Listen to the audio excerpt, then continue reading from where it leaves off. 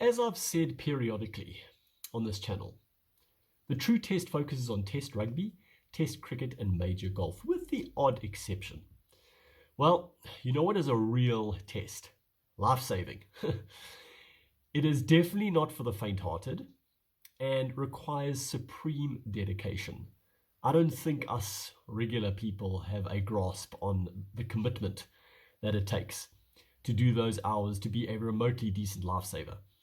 So in my opinion, which is the only one that matters actually, it qualifies as a true test.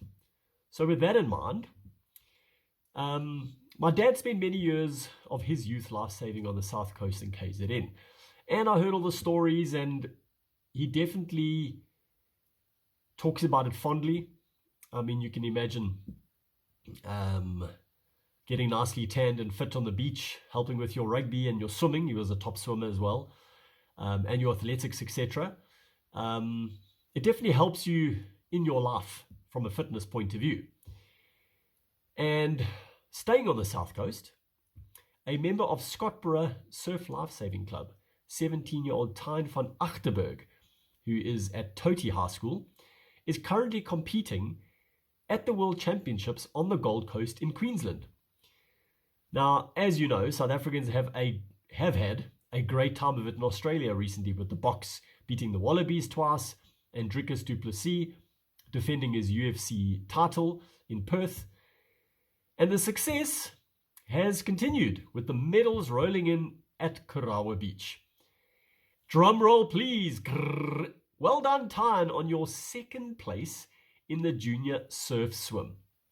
Now, there's definitely a certain someone who's looking down and smiling like a proud grandfather on Tyne's achievements. We all know that he played a big role in Tyne's life-saving development right from his nipper days, and wow,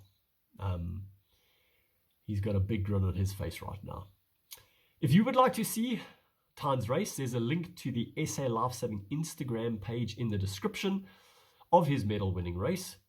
And you can also follow him on Instagram at Bahari_Tyne. So it's BAHARI_TYNE.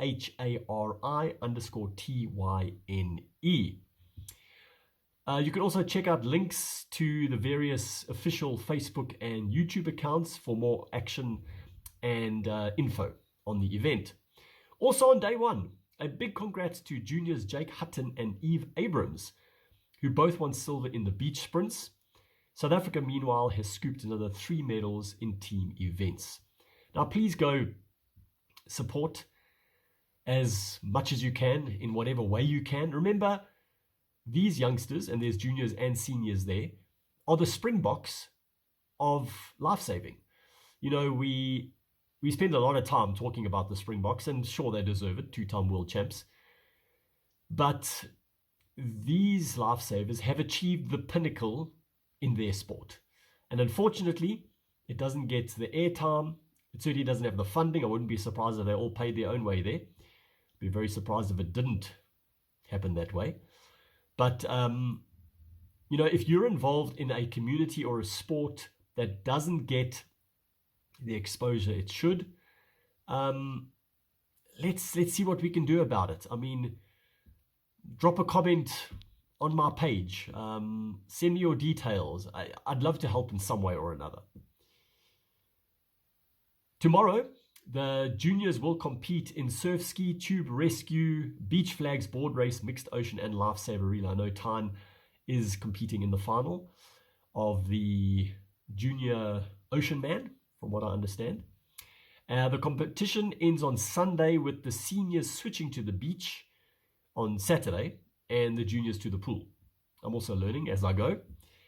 In case you didn't know, the Worlds takes place every 2 years and has, unsurprisingly, been included in the 2032 Olympics due to the fact that it will be hosted down the coast in Brisbane. As I mentioned, not a surprise, because the Aussies really are, as far as I understand, the top life-saving nation on earth. And why wouldn't they lobby for it to be included in their home Olympics? I'm still surprised Brisbane has it, but from what I hear, no one else put a bid in. So because these days the Olympics cost so much, no one can afford it. So, yeah, well done to the Aussies for putting their hand up. Anyway, what that does do is adds a whole nother competitive element to Lifesaving, because if you're in the Olympics, you get funding from the government. So, wow, Lifesaving in South Africa could go to another level, and let's hope that is the case. So, with that in mind, get your kid down to your local Lifesaving club now. You have 8 years to prepare for the 2032 Olympics.